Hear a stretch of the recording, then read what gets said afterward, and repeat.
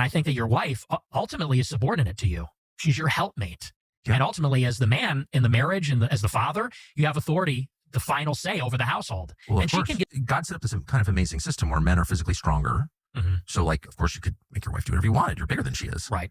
If you exist on the internet, I'm sure you've come across at least one of these people, or you've stumbled across similar content, whether it's podcast clips, TikToks, or Reels. This is the Manosphere, a network of radicalized online communities united by shared beliefs rooted in misogyny and male supremacy. The Manosphere acts as a larger ecosystem for misogynists, but within it are distinct sub-communities with their own specific focuses, like incels, who are men who feel entitled to sexual relationships with women but believe they're fundamentally incapable of finding a partner, or looks-maxers, who pursue extreme physical self-optimization to meet some imagined alpha male standard. A principle that matters more than ever in the digital age is this: media doesn't just reflect culture, it actively shapes it. This community may seem harmless because it largely exists online, but online communication has very real offline consequences. The Manosphere is influencing ideologies of young men by rebranding radicalized rhetoric in digestible and even entertaining ways, turning extremist ideas into trends and building out full influencer pipelines around them.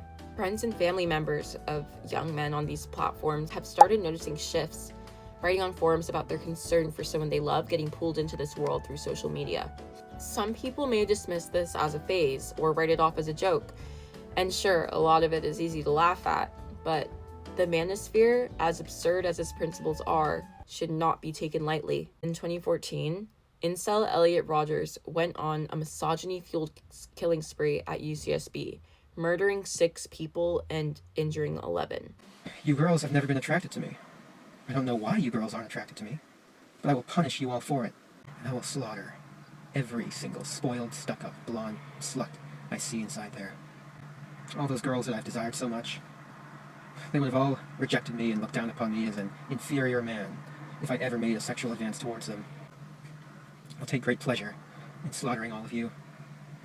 You will finally see that I am, in truth, the superior one, the true alpha male. Yes. After I've annihilated every single girl in the sorority house, I'll take to the streets of Isla Vista and slay every single person I see there. This video, uploaded before his attack, became iconic within incel communities. Rogers is treated as a martyr, and his attack directly inspired others, with people signaling violent intent online by saying they're going to go ER, a reference to Elliot Rogers, before committing their own acts of gender-based violence. Beyond inciting violence, the real-world effects of this community are visible in the broader socio-political climate of the US. A direct causation hasn't been established between the rise of the Manosphere and the increase of Gen Z right-wing male voters, but the association is hard to ignore. This community could be shaping our political future, pulling an entire generation of young male voters towards regressive ideology, and by extension, towards policies that reflect it. So what's actually driving this?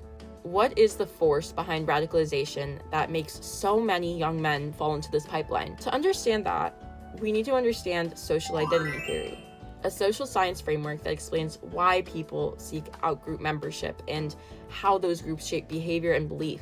Social identity theory tells us that people are drawn to groups because of the positive effects group membership has on self-concept, a stronger sense of self, and a sense of belonging.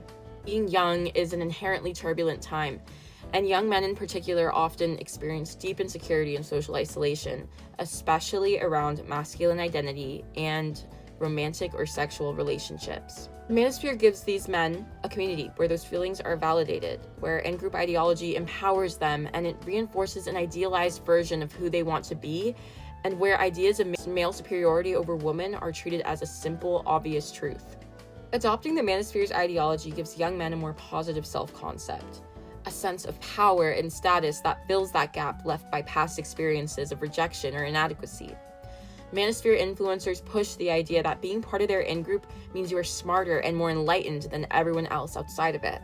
Rhetoric like taking the red or black pill, used to describe gaining insight into how the world really works once you buy into Manosphere beliefs, uses what social identity theory calls positive distinctiveness, establishing higher out-group status by maximizing the perceived gap between the in-group, which is men, and the out-group, which is women. Social identity theory also tells us that group membership shapes how people think about in-group and out-group members, and this plays out clearly in how the Manosphere conditions its members to perceive women.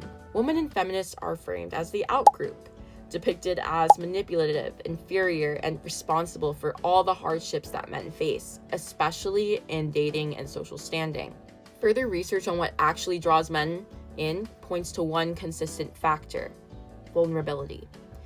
Dating failures, relationship breakdowns, sexual inexperience, general life difficulties, these are the most common on-ramps into Manosphere communities. The most common underlying cause of that vulnerability is feeling inadequate in meeting the standards of heterosexual masculinity. Men enter the Manosphere because they're looking for a masculine identity. They want to feel like men. This points to something important, further supported by social identity theory. The motivation for identity formation comes first, and the ideological conviction follows from community membership.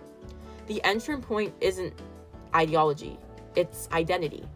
And once inside, the ideology reinforces and intensifies it. The hatred directed at women functions as the social glue within the in-group.